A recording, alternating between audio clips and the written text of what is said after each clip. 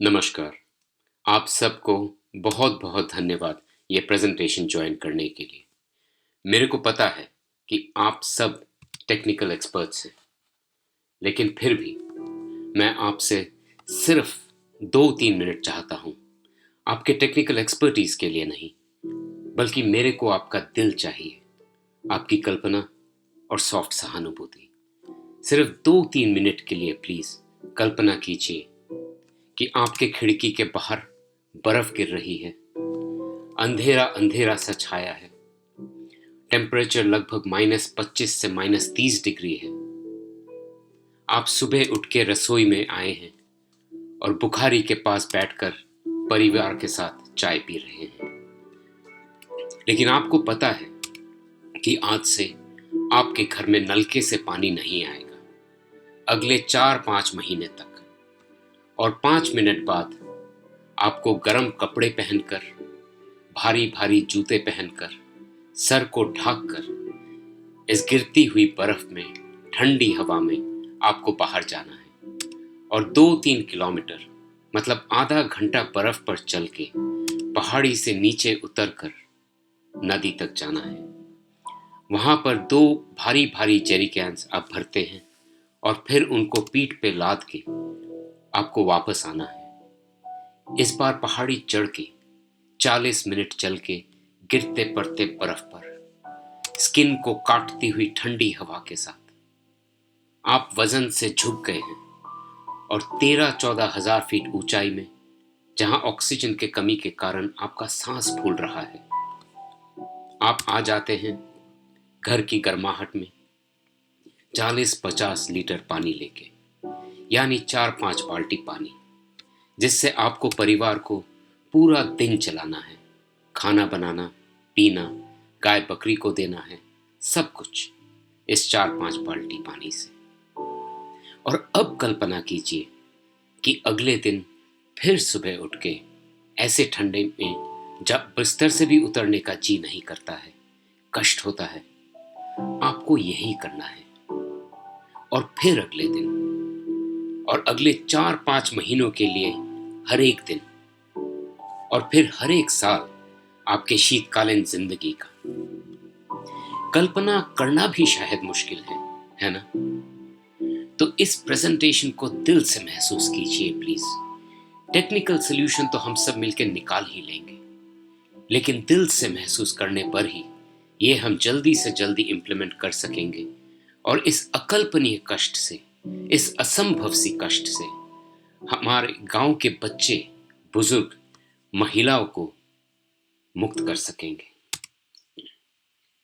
हमारे देश के पर्वतीय भाग में, हिमालय के गोद में बसे इन सैकड़ों गांवों में तकरीबन दिसंबर से मार्च तक घरों में पानी नहीं आता है। इसकी वजह यह नहीं है कि पानी नहीं है, पानी के सोर्सेस तो हैं, लेकिन इंसुलेटेड स्टोरेज टैंक्स नहीं हैं, पाइप्स जमीन के 5 से 6 फीट नीचे लेड नहीं है, एक्सपोज्ड वाल्व्स हैं, और इसकी वजह से पाइप्स में पानी फ्रीज कर जाता है, पाइप्स बर्स्ट भी कर जाते हैं और घरों तक पानी नहीं आता है। घरों तक, हॉस्पिटल और अदर इंस्टीट्यूशंस में डायरेक्ट पानी न आने से sanitation, hospital operations, businesses, schools, life stock maintenance etcetera की बहुत भारी समस्या है इन सब गाँव में। इनकम जनरेशन नहीं हो पाता है और बहुत भारी भारी हेल्थ प्रॉब्लम्स हो जाते हैं। आइए देखते हैं कि विंटर में इन गांव में वाटर का सिचुएशन कैसा है। सबसे बड़ी बात है कि पानी है और 3 ऐसे सोर्सेस हैं जिनको पानी के लिए यूटिलाइज किया जा सकता है विंटर में। तो पहला है मेल्टिंग स्नो। तकरीबन 2 से 10 किलोमीटर के दूरी पर पहाड़ियों पर ये सोर्सेस से थ्रू आउट विंटर पानी आता है और यही पानी यूज किया जाता है फॉर कलेक्शन कंटिन्यूस फ्लो से जेरिकैन भरने के लिए गांव के कुछ पॉइंट्स से। ऐसे कुछ सोर्सेस फ्रीज भी कर जाते हैं क्योंकि पाइप्स पर लीकेजेस हैं, ब्रेकेजेस हैं, वाटर ट्रैप हो जाता है, तब ये सोर्सेस को यूज नहीं किया जा सकता है। नदियाँ, हमारे हिमालय के नदियाँ फ्रीज नहीं करते हैं और ये एक सोर्स यूटिलाइज किया जा सकता है विंटर में भी टू पंप वाटर या फॉर कंटिन्यूस फ्लो। और रिवर्स का पानी विंटर में काफ़ी साफ सुथरा रहता है। अंडरग्राउंड वाटर रिजर्व्स, ये सोर्स यूज़ करके जल शक्ति विभाग ने काफ़ी हैंडपंप्स बनाए हैं, कुछ मोटराइज भी हैं, और अभी ये यूज़ किया जाता है विलेजर्स को अपने जेरी कैंस भरने के लिए। और विलेजर्स इनको मेंटेन भी करते हैं, ब्लैंकेट रैप करके, आग से हीट करके एट्सेट्रा, सर्दियों में पानी कलेक्ट करने के लिए यहाँ से। वाटर स्टोरेज, इस सोल्यूशन और इस प्रपोजल का बहुत अहम हिस्सा है वाटर स्टोरेज टैंक्स, जो अभी तो इंसुलेटेड नहीं है, उनके वाल्व्स भी एक्सपोज्ड हैं और विंटर में इनको अभी यूज़ नहीं किया जा पा रहा है। वाटर डिस्ट्रीब्यूशन कैसे होता है? तो नॉन विंटर मंथ्स में गांव वालों के घरों में पानी आता है, क्योंकि पानी को सोर्सेस से, रिवर्स से पंप किया जाता है और फिर ग्रेविटी फीड से स्टोरेज टैंक्स तक, और फिर पंप या ग्रेविटी फीड से घरों तक पहुंचाया जाता है थ्रू एचडीपी पाइप्स। लेकिन विंटर में सेम सोल्यूशन नहीं हो पा रहा है, क्योंकि पाइप्स एक्सपोज्ड हैं या वेरी शैलो डेप्थ पर हैं और स्टोरेज टैंक्स इंसुलेटेड नहीं है। तो विलेजर्स कलेक्शन पॉइंट से, हैंड पंप से जेरी कैन भर के घरों तक लेके जाते हैं अपने पीठ पर लाद के। आइए एक नज़र डालते हैं कि क्या क्या समस्याएं हैं पानी की कमी और डायरेक्ट होम में सप्लाई ना होने के कारण से। सबसे बड़ी समस्या है कि हॉस्पिटल में पानी की कमी, जिससे सैनिटाइजेशन नहीं हो पाता है, क्लेanलीनेस मेंटेन नहीं हो पाता है, और आजकल इस वायरस की वजह से आप जानते ही हैं कितना हाथ धोना पड़ता है, इक्विपमेंट्स धोना चाहिए, पर नहीं हो पाता है विंटर में। बड़े बुजुर्ग, महिलाओं, बच्चों को भारी भारी जेरी कैंस ढोना पड़ता है, बर्फ पर गिरते पड़ते वो ये अपने बैग्स पे लेकर घर तक लेके जाते हैं।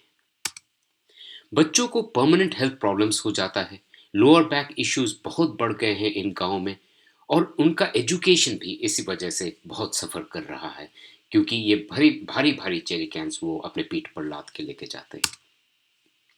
वेरी लिमिटेड वाटर से logistics like transportation, migrant workers का गांव छोड़ के चले जाना, ठंड की वजह से भी और पानी की कमी की वजह से भी, घरों में सैनिटेशन ना हो पाना, क्लेanलीनेस नहीं रख पाना घरों में भी, जिससे हेल्थ और ओवरऑल लाइफस्टाइल पर बहुत बुरा असर पड़ रहा है इन गाँव में। स्कूल्स, होम स्टेज, होटल्स, छोटी छोटी बिजनेसेस, खाने की जगहें, ये सब बंद करना पड़ता है, और इफ़ेक्ट करता है ये इनकम जनरेशन इंडिविजुअल रेसिडेंट्स के लिए भी और गवर्नमेंट के लिए भी। बड़े बुजुर्ग को अपना गांव छोड़ के भी चले जाना पड़ता है, अपने करीबी नज़दीकी लोगों से दूर, और फिर वो घर रेंट करते हैं प्लेन्स में जाके, तो वहाँ रहना पड़ता है। तो ये बड़ी दुख की बात है। और एक बड़ी समस्या ये भी है कि विंटर टूरिज्म इन सब जगहों पे नहीं हो पा रहा है। ये सब जगह इतना सुंदर हैं, और बर्फ़ पड़ के इतना सुंदर हो जाते हैं ये सब गाँव, कि लोग आना चाहते हैं प्लेन से अपने गाड़ियों में और रहना चाहते हैं, एक्सपीरियंस करना चाहते हैं, बट वो नहीं आ पा रहे हैं, क्योंकि होटल्स, होम स्टेज बंद हो जाते हैं, पानी नहीं है। तो ये एक बड़ा नुकसान है वहाँ के गाँव के रेसिडेंट्स के लिए भी और गवर्नमेंट के लिए भी।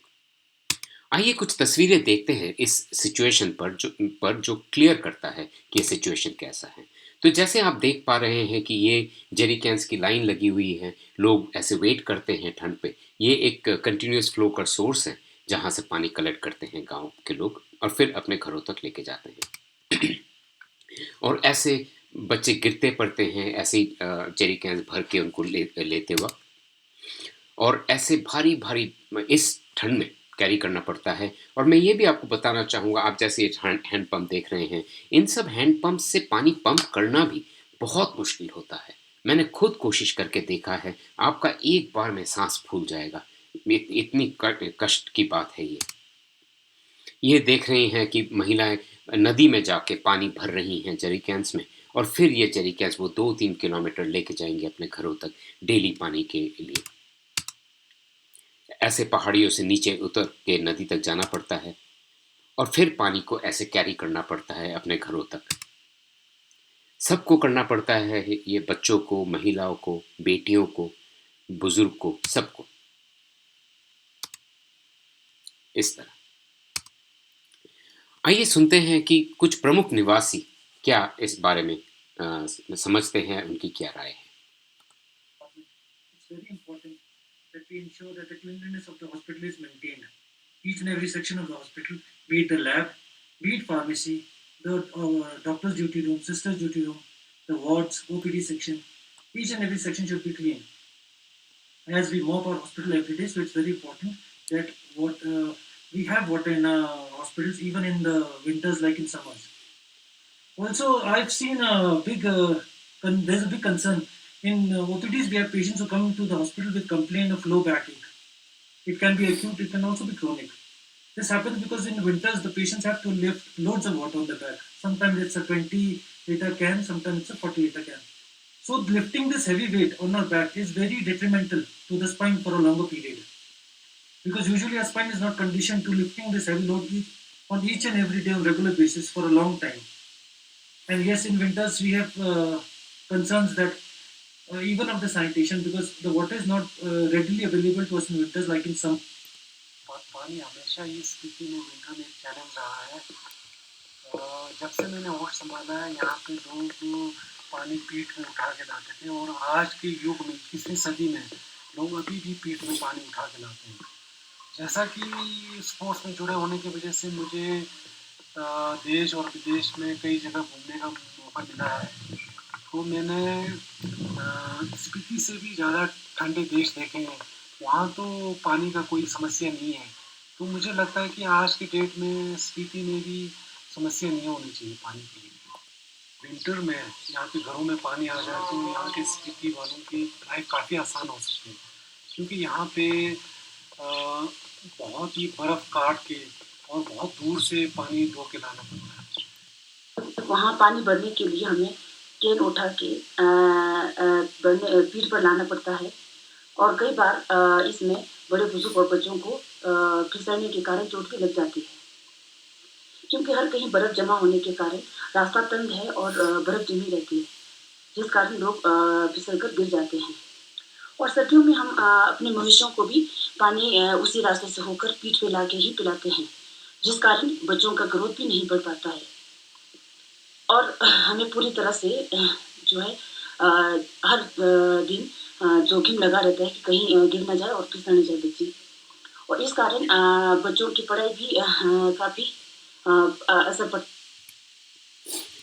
तो गोल्स क्या है इस प्रपोजल का, इस सोल्यूशन का? तो गोल ये है कि हम 200 लीटर पानी हर एक दिन एक एक फैमिली को पहुंचाए डायरेक्टली उनके घर पर, ताकि उनको बाहर जाके इस ठंड में कलेक्शन पॉइंट या हैंड पंप से कलेक्ट करके पानी को अपने पीठ पे ढोके लाना ना पड़े। 200 लीटर पानी एक फैमिली को पर डे। इंश्योर करना कि इनफ वाटर है और डायरेक्ट सप्लाई ऑफ वाटर है टू द हॉस्पिटल्स। इंश्योर करना है कि एडिक्वेट और डायरेक्ट सप्लाई ऑफ वाटर है to the schools, businesses, other institutions, ताकि उनको विंटर सीजन में बंद ना करना पड़े पानी की कमी की वजह से। टू इंश्योर कि कोई भी रेसिडेंट बुजुर्ग को अपना घर अपने नज़दीकी करीबी लोगों को छोड़ के जाना ना पड़े पानी की कमी की वजह से। और इंश्योर करें कि विलेजर्स का हेल्थ, उनका जो लोअर बैक प्रॉब्लम जो अभी आपने सुना, इस टाइप के प्रॉब्लम्स उनको ना हो, चिल्ड्रन के ग्रोथ अफेक्टेड ना हो, बुजुर्ग लोग गिर के बर्फ़ पर उनको चोट ना लगे, तो overall health of the villagers maintain रहे, प्रॉपर सैनिटेशन हो घरों में, हॉस्पिटल्स में, ताकि सब लोगों का हेल्थ बरकरार रहे विंटर में, ताकि डायरेक्ट पानी की वजह से। तो सोल्यूशन क्या है? तो सोल्यूशन ये है कि हम कंटिन्यूस फ्लो सोर्सेस से रेप्लिकेट करेंगे non winter distribution, but following changes और एडिशंस के साथ। सोल्यूशन 1 ऐसा है कि spring catchment box, header tank और इंसुलेटेड वाटर स्टोरेज फैसिलिटीज रहेगा at the very source. Ordinary pipes रहेंगे 5 से 6 फीट अंडरग्राउंड, और प्री इंसुलेटेड पाइप्स रहेंगे तकरीबन 3 फीट नीचे ज़मीन के। एक प्रोसेस बनाया जाएगा of manually draining of the pipelines lowest points पर हर एक डिस्ट्रीब्यूशन है। तो डेली डिस्ट्रीब्यूशन जब हो जाएगा, तब लोएस्ट पॉइंट्स डिस्ट्रीब्यूशन नेटवर्क का जो है वहाँ पर ड्रेन वाल्व्स के जरिए पानी को ड्रेन कर दिया जाएगा, ताकि जो डिस्ट्रीब्यूशन पाइपिंग नेटवर्क है दैट रिमेन्स ड्राई, उसमें पानी ना रहे और पानी ना रहेगा तो वो फ्रीज नहीं करेगा और इस हिसाब से पानी में ब्लॉकेजेस नहीं होंगे और पानी पाइप्स बर्स्ट नहीं करेंगे और इस तरीके से हम पाइप्स को इंटैक्ट भी रख सकेंगे और नेक्स्ट डे के डिस्ट्रीब्यूशन के लिए वो रेडी रहेंगे। और जहाँ पे भी ज़रूरत होगा वहाँ से सोर्स से पाइपलाइन को डीकपल कर देंगे ताकि सोर्स से स्टोरेज टैंक तक जो पाइप है उसमें भी पानी ना जमा रहे और वो फ्रीज ना करे। तो ये सोल्यूशन, दूसरा सोल्यूशन जो हो सकता है वो है single pipe circulation system, continuous circulation system. So ये मेथड का सिस्टम यही है कि पानी कंटिन्यूसली एक लूप में सर्कुलेट करता रहेगा थ्रू द वाटर मीन्स। ये लूप हो सकता है from the original pumping station, या तो आप दूसरा पंप हाउस भी बनाएंगे तो उसके थ्रू से भी एक लूप होगा जहां से कंटिन्यूसली पाइप को पंप किया जाएगा ताकि पाइप से पानी कंटिन्यूसली फ्लो करते रहे और वो फ्रीज ना करे। अगर ज़रूरत पड़ने पर उनमें थोड़ा हीट डाला जाएगा with a heating system pump house से। तो इस सोल्यूशन के लिए जो ज़रूरत है वो है एक पंपिंग सिस्टम और एक हीटिंग सिस्टम जो कि इंस्टॉल कर सकते हैं पंप हाउस में। तो इसके लिए इलेक्ट्रिक सप्लाई की ज़रूरत है। तो सोल्यूशन वन जो कि ग्रेविटी फेड सिस्टम है या उसमें आप पंप भी लगा सकते हैं, बट ये डिपेंड करता है एक manual process of manual draining and decoupling.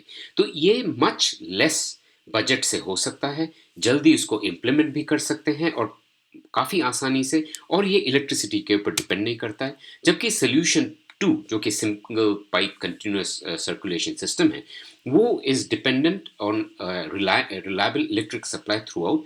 वो इलेक्ट्रिक सप्लाई नहीं होने से ये सिस्टम काम नहीं करेगा क्योंकि आपको कंटिन्यूसली वो पंप करना है, कहीं कहीं हीटिंग करना है और इस वजह से इसका कॉस्ट भी काफ़ी हाई है। तो रिकमेंड ये किया जाता है कि क्योंकि solution one gravity based system है, काफ़ी कम खर्चे पर हो सकता है और इलेक्ट्रिसिटी पे डिपेंडेंट नहीं है, तो रिकमेंडेड ये है कि हम सोल्यूशन वन को इम्प्लीमेंट करें और बाद में ऑन साइट स्टडी करके अगर रिलायबल इलेक्ट्रिक सप्लाई है तो सोल्यूशन टू को इम्प्लीमेंट कर सकते हैं। सोल्यूशन टू को सोल्यूशन वन का जो इंफ्रास्ट्रक्चर होगा उसके ऊपर ही उसको बिल्ड किया जा सकता है। तो सोल्यूशन वन के ऊपर हम ध्यान देते हैं जो ग्रेविटी फेड सिस्टम है और उसको कैसे इम्प्लीमेंट करें। तो collection of the water from sources, तो जैसे वाटर सोर्सेस का पहले बताया गया था कि कंटिन्यूस फ्लो वाटर सोर्सेस हैं या रिवर्स हैं, तो उनसे हम स्टोरेज टैंक्स तक ये पानी को लेके आएंगे। वो कैसे कर सकते हैं? तो कलेक्ट कर सकते हैं कंटिन्यूस फ्लो सोर्सेज जो फ्रीज नहीं करते हैं विंटर्स में, या रिवर से भी पानी को पंप करके हम पाइप के जरिए ला सकते हैं टू द स्टोरेज टैंक्स। इसके लिए ज़रूरत पड़ेगा कि हम pre insulated pipelines, even ordinary pipelines, हम सोर्सेज से स्टोरेज टैंक्स तक ले करें, उनको 5 से 6 फीट अंडरग्राउंड ताकि वो फ्रीज ना करे फ्रॉस्ट लाइन से नीचे। एक स्प्रिंग और कैचमेंट बॉक्स और हेडर टैंक बनाए सोर्स के पास, जो एक तो फिल्ट्रेशन करेगा कैचमेंट बॉक्स और हेडर टैंक यूज़ करेंगे ताकि इन चढ़ाई की वजह से एक्सीडेंटल इंक्रीज ऑफ प्रेशर ना हो और उससे पाइप्स को नुकसान ना पहुंचे और नेटवर्क ब्लॉकेजेस ना हो। तो वो स्टेबलाइज करने के लिए हेडर टैंक यूज़ किया जाएगा सोर्स के पास। दिन में एक बार ज़रूरत पड़ने पर इसका दूसरा भी उपाय है, सोर्सेस से पाइप को डीकपल कर दिया जाएगा ताकि सोर्सेस से जो पाइप स्टोरेज टैंक तक हैं उनमें पानी फ्रीज ना करे। वाटर स्टोरेज, तो जैसे मैंने पहले भी बताया था कि वाटर स्टोरेज एक बहुत अहम बात है इसमें। यहाँ पे हमको इंस्टॉल करना होगा, बहुत अच्छे से स्टोरेज टैंक्स को बनाना होगा नेसेसरी वैल्व्स के साथ जो कि इंसुलेटेड होंगे और वैल्व बॉक्स में होंगे। इंश्योर करना है कि storage tanks inside a building अगर हो सके तो बहुत अच्छी बात है। उनको माउंट करना है इंसुलेटिंग कंक्रीट या वुडन बेस के ऊपर, वो अर्थ को उसके चारों तरफ पाइल करके उसको इंसुलेट किया जा सकता है। अगर सम फॉर्म ऑफ हीटिंग हम कर सकते हैं वो टैंक के अंदर पानी का या टैंक के हाउसिंग को, तो बहुत ही अच्छी बात होगी। वर्टिकल एयर इनलेट पाइप्स रहेंगे टू अलाउ कि डिस्ट्रीब्यूशन नेटवर्क हम ड्रेन कर सकें जबकि स्टोरेज टैंक्स में पानी रहेगा। और वाटर डिस्ट्रीब्यूशन उसके बाद कैसे करें? तो water distribution pre insulated pipe के जरिए हो सकता है from the storage tanks to the households and they are protected from freezing by वही सेम 5 से 6 फीट नीचे अंडरग्राउंड करना है। एयर वेंट वाल्व्स लगाना है जगह जगह पे ताकि हम एयर पॉकेट्स रिमूव कर सके और वाटर ट्रैप ना हो। लो लेवल पॉइंट्स आइडेंटिफाई करना पड़ेगा इस नेटवर्क पर जहाँ पे हम ड्रेन वाल्व्स और ड्रेनेज फैसिलिटी वहाँ पे बनाना है। और particular time of the day water को डिस्ट्रीब्यूट किया जाएगा, जैसे बोला गया है 200 लीटर प्रति हाउस होल्ड। तो ये पानी जब डिस्ट्रीब्यूट हो जाएगा हर एक फैमिली में एक पर्टिकुलर टाइम में, 1 घंटा 2 घंटा, दिन में आप 2 बार भी कर सकते हैं। और उसके बाद बट उसके लिए ज़रूरी ये होगा कि हर एक घर में 200 लीटर का पानी कलेक्शन का सिस्टम रहना पड़ेगा, टैंक्स रहने पड़ेंगे। और एक बार वो डिस्ट्रीब्यूशन जब हो जाता है दिन के लिए, तब मैन्युअली पाइपलाइन को ड्रेन कर दिया जाएगा, जैसे पहले बताया गया था, वो the drain wells the lowest points, ताकि पानी ना रहे पाइप्स के अंदर और फ्रीज ना करे। तो इम्प्लीमेंटेशन स्टेप्स हमको ये लगता है और रेकमेंड करते हैं कि हर एक रीजन में एक कोर टीम बनाया जाए, जिसमें जल शक्ति इंजीनियर्स रहें, रेसिडेंट्स और बिजनेस कम्युनिटी लीडर्स रहें, सब्जेक्ट मैटर्स हो, वो बाहर से हो, गवर्नमेंट से हो, कहीं और से भी हो, गवर्नमेंट ऑफिशियल्स के साथ मिलके एक कोर टीम बनाया जाए। एक मास्टर प्रपोजल, यही फॉर एग्जांपल ये जो मास्टर प्रपोजल है, इसमें हम लोकल डिटेल्स डालें, ताकि लाइक सोर्स कौन सा है, डिस्टेंस कैसा है, प्रेशर डिफरेंसेस कैसे हैं, और बेस्ड ऑन दैट लोकल एक प्रपोजल बनाया जाए। उसके बाद उसको अप्रूव किया जाए from the concern government authority, जो कि डिसीजन मेकर्स हैं। गवर्नमेंट अथॉरिटी ऑलरेडी हमारे साथ हैं, जल जीवन मिशन का ये प्रोजेक्ट है घरों तक पहुंचाना। तो ऑलरेडी बहुत एंथुजियाज्म है, बहुत इसमें साथ है। सिर्फ प्रपोजल्स को अप्रूव करवाना होगा कि हाँ ये राइट प्रपोजल है, करेक्ट वे में हमने सोचा है, और ये करने के बाद हम लोग उसको इम्प्लीमेंट कर सकते हैं।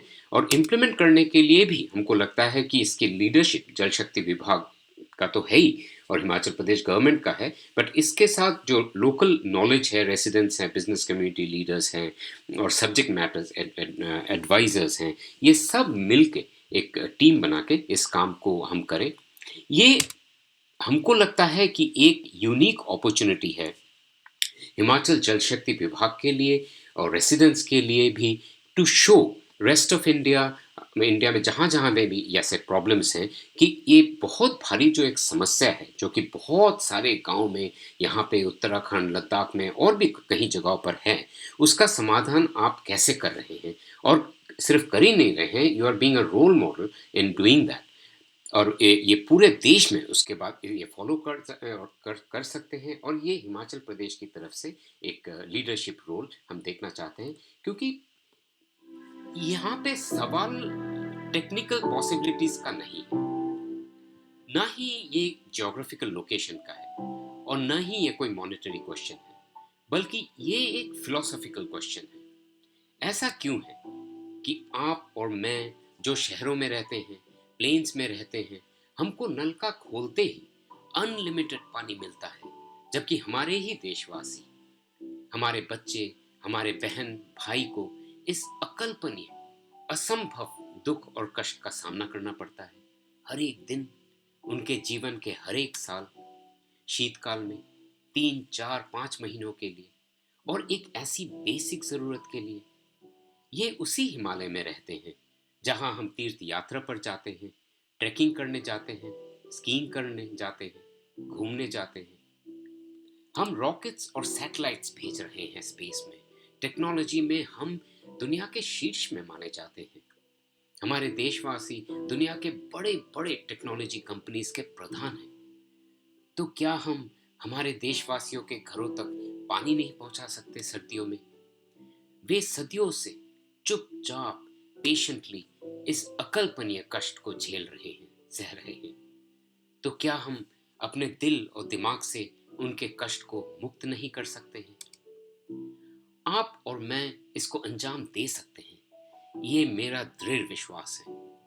अकेले मेरे से, आपसे, किसी से भी नहीं हो पाएगा, बल्कि सब मिलके, technical experts, decision makers, government leaders, सब मिलके हमको ये करना ही है, हमारे बच्चों के लिए, आने वाले पीढ़ियों के लिए। आप साथ देंगे ना हमारा? मैं आप सबको धन्यवाद बोलना चाहता हूँ, सब हिमालयन विलेजेस के बाशिंदाओं की तरफ से, आपका कीमती टाइम और आपके अटेंशन के लिए। और एक अर्नेस्ट विनती करना चाहता हूँ कि हम सब मिलके अब इस सिचुएशन को चेंज करें प्लीज़, आज के और आने वाले पीढ़ियों के लिए। और शीतकाल में रोज की इस अकल्पनीय, एक असंभव सी कष्ट से मुक्त करें हमारे बुजुर्ग, बच्चे, महिलाएं, बहन भाई सबको, और उनके घरों में पानी जैसे बेसिक नेसेसिटी को पहुंचाएं, जैसे कि हमें मिलता है अनलिमिटेड नल का खोलते ही। वे बहुत सालों से आशा लगाए बैठे हैं। आइए हम सब मिलके उनकी इस आशा को पूर्ण करें। अब समय आ गया है कि हम ये बदलाव लाएं। आपको बहुत बहुत धन्यवाद।